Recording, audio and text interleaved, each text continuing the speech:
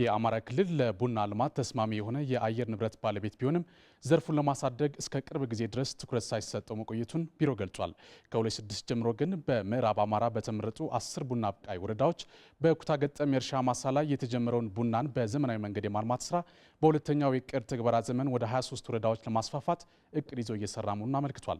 በክልሉ አሁን በባህላዊ መንገድ እየለማ ካለው መሬት በሄክታር የሚገኘውን 4 ኩንታል የቡና ምርት በእጥፍ በማሳደግና ጥራቱን ጠብቆ ለውጭና ለሀገር ውስጥ ገበያ በማቅረብ አርሶ አደሩን ተጠቃሚ ለማድረግ ታቅዷል። ለዚህም በምዕራብና ምስራቅ ጎጃም በአዊና በደቡብ ጎንደር ዞኖች የተቋቋሙ የቡና ልማትና ግብይት ህብረት ስራ ማህበራትን ያሰባሰበ ዩኒየን ከ1 ዓመት በፊት በክልል ደረጃ እየተንቀሳቀሰ እንደሚገኝ የኢትዮጵያ ዜና አገልግሎት ዘግበዋል። ዛሬ በሁሉም ንግድ ባንኮች አንዱ የአሜሪካን ዶላር በ22 ብር ከ39 ሳንቲም የተገዛ በ22 ብር ከ84 ሳንቲም እየተሸጠ ይገኛል። ብሔራዊ ባንኩ አንዱን ግራም ባለ 24 ካራት ወርቅ 864 ብር ከ01 ሳንቲም ከሀገር ውስጥ ወርቅ አቅራቢዎች እየገዛ ነው። ተጨማሪውን አብረን እንከታተል።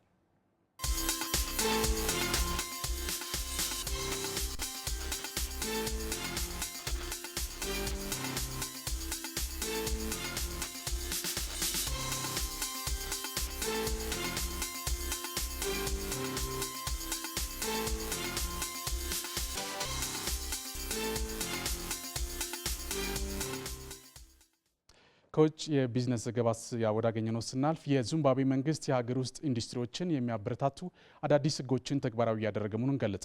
ህጎች የውጭ ቀጥታ ኢንቨስትመንትን በመሳብ በኩልም ጠቀሜታቸው ከፍተኛ ነው ተብሏል። የሲሲቲቪን ዘገባ ጌታቸው ባልቻ ያቀርበዋል። የዚምባብዌ መንግስት የሀገሪቱን ኢኮኖሚ እድገት ለማነቃቃት የሚያስችሉ እርምጃዎችን እየወሰደ እንደሚገኝ ገልጿል። ከነዚህም የሀገር ውስጥ ኢንዱስትሪዎችን ለማበረታታት በሚል ከውጭ ሀገር በሚገቡ ምርቶች ላይ ገደብ የሚጥለው ህግ አንዱ ነው። ይህ ህግም ርካሽ ዋጋ ያላቸው ገቢ ምርቶች በሀገር ውስጥ ኢንዱስትሪዎች ተወዳዳሪነት ላይ የሚያደርሱትን አሉታዊ ተጽዕኖ ይቀንሳል ተብሎለታል። መንግስት እየወሰዳቸው የሚገኙ እርምጃዎች ውጤታማ እየሆኑ መምጣታቸውንም የዚምባብዌ የንግድና ኢንዱስትሪ ሚኒስትር ማይክ ቢምሳ ተናግረዋል። have already begun to yield positive results. የተወሰዱት እርምጃዎች ለሀገር ውስጥ ኢንዱስትሪዎች ጥሩ ፍሬ ማፍራት ጀምረዋል። ህጎቹ የሀገር ውስጥ ኢንዱስትሪዎች እንዲያንሰራሩ ነው ተግባራዊ የተደረጉት።